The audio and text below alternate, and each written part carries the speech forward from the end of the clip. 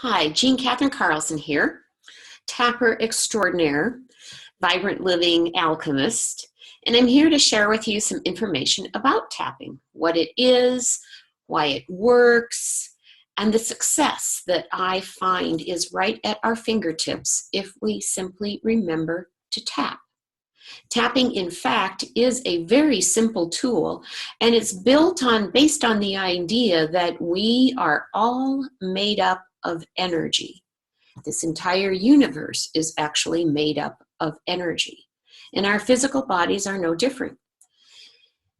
They discovered in China millennia ago that the energy runs in channels, really micro channels in the body called meridians. If you've ever had acupuncture, you know about these meridians because they place needles in different places in the meridians to help get the energy flowing. Since we are energetic beings, it's a curious thing about energy. When our energy is flowing freely, we feel really good. We have a great sense of well-being.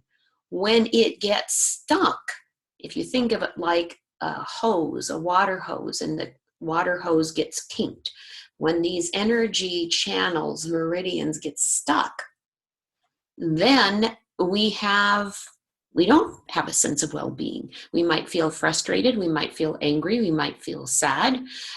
Any kind of out of sorts feeling is what happens when our energy is stuck. So how do we get the energy moving again?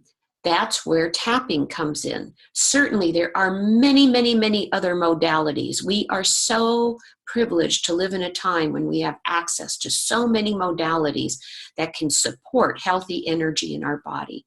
Tapping is my favorite tool, partly because you can't get it wrong. It's easy to do, and all it takes is fingers and a willingness to tap. Reminding you that tapping is about a very gentle tapping. It is not pounding. It is not hammering. It is simply a very gentle tapping. So very much simply, again, tapping. I'm going to share with you some of the meridians that I like to use, some of the points that I like to use when we tap, and then in the next two videos we'll actually tap on a couple of things. But right now let's continue this explanation. So if you start the tapping points right at the beginning of the eyebrows is one. I like to use both hands to tap because it accesses the meridians on both sides of the body. And there's some, like myself, that believes that that's a good thing. On the other hand, if you only have one available due to any kind of reason, just use the one hand and you'll be fine. Again, I like to use two. So on the outside of the eyebrows, and right if you look straight ahead where the pupils are, right below on the bone. The next tapping point is under the nose, right under the nose, and in that little small indentation in the chin. The next one is the collarbone, and you'll feel two prominent bones right here. And if you move down just a little bit, you'll find a little indentation, and that's where you tap on the collarbone. And then another one is under the arm. So if you just like when you're in the shower, you can do one side at a time. You can do both sides. You can do it with your arms crossed. You can do it on the outside, whichever works for you. And then the final one is the next to final one is on the wrists. And we're going to right across where the wrist is, just gently tap there on that side and on that side. And if you want to get fancy, you can actually tap both wrists at the same time. And then finally at the top of the head, right behind that crown area, and tap there. So here's what happens with our energy. When we're born, we grow and we have all the conditioning that happens for us. There's a lot of it that keeps us safe, and we have to learn certain things that keep us safe. We develop certain patterns that keep us safe. Then as we grow up, we may have outgrown those patterns. But here's what I really want you to know.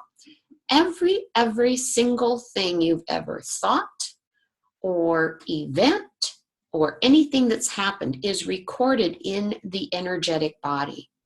So something can happen today that reminds you of something traumatic that happened back when you were a kid. Say you lost $10 and now something has happened, and something in the energy system way back then said, this is bad.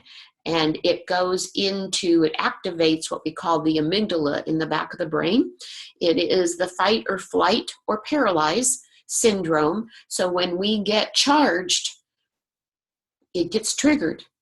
And when the back of the brain, the amygdala, gets triggered, we don't have access to our most creative thoughts. So think about it. When we're in overwhelm, when we're in frustration, the back of the brain is activated, and that may be the exact time that we most need our most creative thought, but we don't have access to it. So what to do?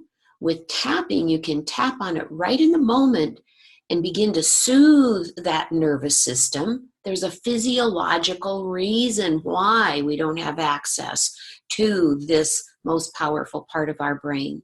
So we soothe that part of our brain, the back part, so that then we do have access to the creative part. So what does that look like? It is very simple. It is simply tapping on the points. You can even, if you find one of these points that you especially like, that especially feels good, without even saying anything, this collarbone one is especially soothing. You can simply tap there without even saying anything. And simply tap and breathe. Tap and breathe and feel your stress releasing. Now, if you want to ratchet it up a bit, we have in tapping what we call setup statements. And here is one other point that we use, which is the karate chop. And it's on either hand, beginning at the base of the little finger and right here. So it was as if you were in a karate class and chopping some wood. But here we're going to tap with 4 fingers. And we're going to tap on this. And there is a setup statement that goes like this. Even though I feel really frustrated right now, I deeply and completely love and accept myself. Even though I'm really frustrated right now and don't know what to do, I deeply and completely love and accept myself. And we do it 3 times. Even though I feel really frustrated right now, I deeply and completely love and accept myself. And then you just gently shake out your hands. And by the way, you can tap on anything. You can tap on physical pain. You can tap on memories. You can tap on emotions. You can tap on literally anything. I've heard a story about someone actually tapping on behalf of a crying baby on an airplane, and the baby was able to calm down. There's a lot of very curious things that happen with energy.